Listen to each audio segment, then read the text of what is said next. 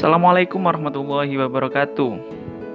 Perkenalkan, nama saya Muhammad Faizal Syahrul Rozi. Di sini saya akan menjelaskan tentang pengertian psikologi dan secara singkat psikologi itu muncul. Nah, kata psikologi ini muncul sekitar abad 16 dan berasal dari bahasa Yunani, yaitu dari kata psike yang berarti jiwa dan logos yang berarti ilmu. Bila diartikan secara harfiah, psikologi adalah ilmu jiwa atau ilmu yang mempelajari gejala kejiwaan. Jadi, psikologi pada mulanya adalah pengetahuan tentang jiwa manusia. Namun, demikian pengertian jiwa merupakan sesuatu yang abstrak atau tidak berbentuk, tidak bisa dilihat dan diungkapkan dengan jelas sehingga sulit untuk diukur secara objektif. Sedangkan syarat utama dari ilmu adalah keobjektifitannya. Artinya dapat diukur dan harus dapat dibuktikan dengan nyata. Oleh karena itu, orang cenderung mempelajari jiwa yang meraga atau menjasmani, yaitu dalam bentuk tingkah laku. Keadaan jiwa seseorang akan melatar belakangi timbulnya tingkah laku. Maka, para ahli sepakat bahwa psikologi adalah ilmu yang mempelajari tentang tingkah laku. Dengan mempelajari tingkah laku, tentu kita dapat mengetahui keadaan jiwa seseorang. Berbeda dengan jiwa, tingkah laku ini dapat diukur dengan objektif dan dibuktikan dengan nyata melalui metode-metode tertentu.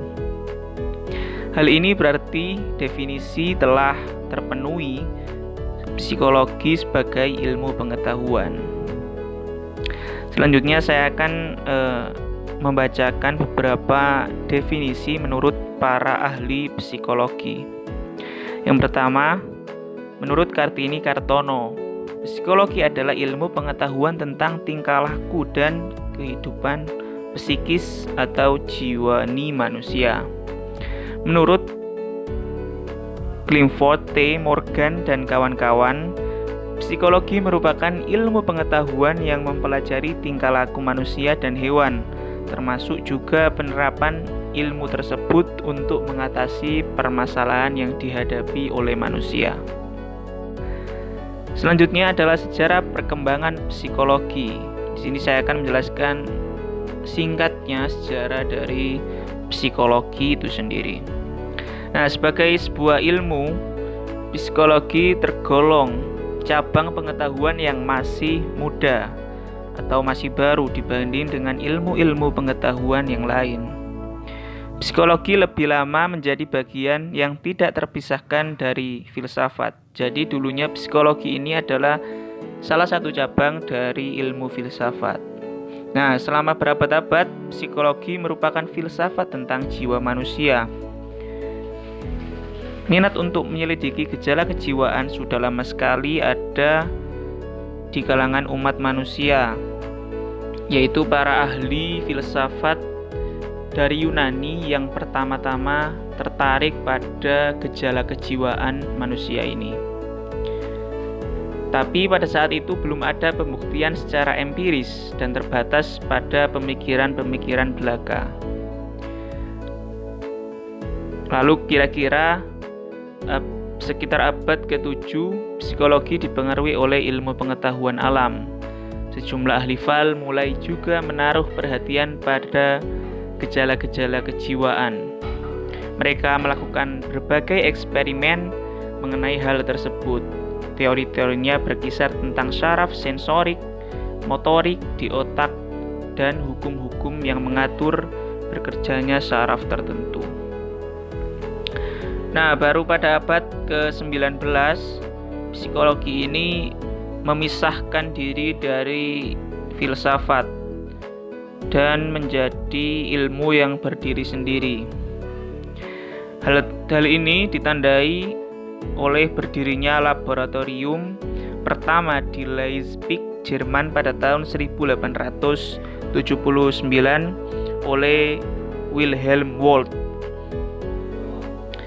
Oleh karena itu, beliau ini sering disebut sebagai bapak psikologi modern. Dalam usahanya untuk menyelidiki berbagai gejala kejiwaan, Walt banyak menggunakan eksperimen, yaitu orang yang menjadi subjek percobaannya kemudian diminta untuk melihat ke dalam dirinya dan diminta untuk menceritakan apa yang dialami selama eksperimen berlangsung. Metode ini sering dikenal sebagai metode introspeksi. Dengan berdirinya laboratorium itu, psikologi berkembang pesat. Murid-murid Walt mengajarkan metode psikologi tersebut di universitas dan di negara-negara lain, termasuk juga di Amerika Serikat. Setelah psikologi berdiri sendiri, lambat laun para ahli psikologi mengembangkan sistematika dan metodenya sendiri-sendiri sehingga timbul berbagai aliran dalam psikologi. Aliran-aliran ini memiliki teorinya masing-masing dan memiliki dasar psikologi modern masa kini. Mungkin itu secara singkat dari psikologi yang bisa saya sampaikan. Kurang lebihnya mohon maaf. Terima kasih. Semoga harimu menyenangkan. Assalamualaikum warahmatullahi wabarakatuh.